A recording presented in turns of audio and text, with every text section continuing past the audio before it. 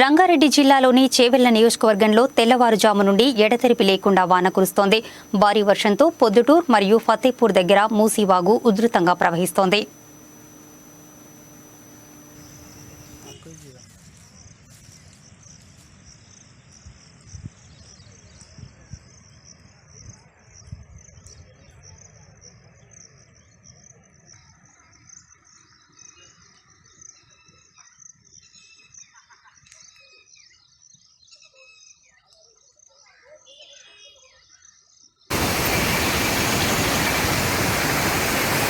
అన్నీ నన్ను బాటల్లో ఉన్నాయి.